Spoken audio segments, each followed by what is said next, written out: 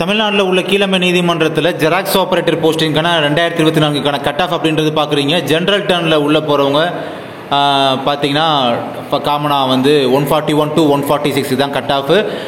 ஜிடியில் வந்து PSTM உள்ளவங்களுக்கான cut off பார்த்தீங்கன்னா 139 to 144 இந்த ரேஞ்சில் உள்ளவங்க. ஸோ வெயிட் பண்ணுங்கள். அதே மாதிரி எஸ்சி விமன் டிஸ்ட்ரிபியூட் விடோ பார்த்தீங்கன்னா 135 to 140 அது கூட போகாது, 139க்குள்ளே முடிஞ்சு போயிடும். ஸோ அதுதான் கட் ஆஃபாக இருக்கலாம். அப்புறம் எம்பிசி டிஎன்சி இவங்களுக்கான கட் ஆஃப் பார்த்தீங்கன்னா 135 to 139 இந்த ரேஞ்சு. அதே மாதிரி பிசிலையும் பார்த்தீங்கன்னா இந்த ரேஞ்சு தான் இருக்கும். எம்பிசி கூட ரேஞ்சாக பிசி கம்யூனிட்டியும் பார்த்தீங்கன்னா அதே ரேஞ்சில் தான் கட் ஆஃப் அப்படின்றது இருக்க போகுது. அப்போ கார்னரில் எங்கிட்ட பார்த்தீங்கன்னா நில் போட்டிருக்கேன் பார்த்தீங்கன்னா என்ஐஎல் அதெல்லாம் பார்த்தீங்கன்னா சேம் கட் ஆஃப் தான்.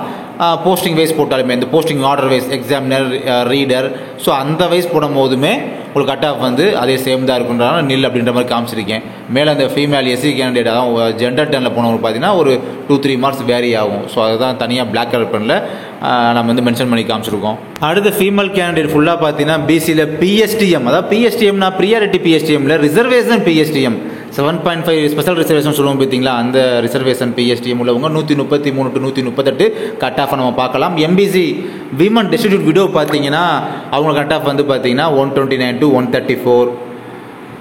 அது பார்த்தீங்கன்னா கொஞ்சம் ஆர்டர் வைஸ் போடும்போது 130 கூட போகலாம். அதான் மென்ஷன் பண்ணி பிளாக் கலரில் காமிச்சிருக்கேன் லெட்டர்ஸு. அப்புறம் பிசியில் டிஸ்ட்ரிபியூட் விடோ பார்த்தீங்கன்னா அதுக்கு ரொம்ப கம்மியான மார்க் தான் 107 to 113. ஸோ அந்த ரேஞ்சில் இருந்தாலே போதும்.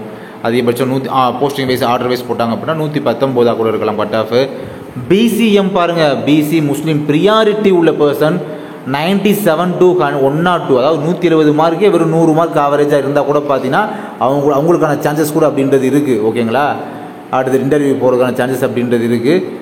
இது ஆர்டர் வைஸ் போடுறாங்க அப்படின்னா அதாவது நான் சொல்கிறது அந்த டிஸ்ட்ரிக்டில் எல்லா போஸ்டிங்கான ஆர்டர் இருக்குது.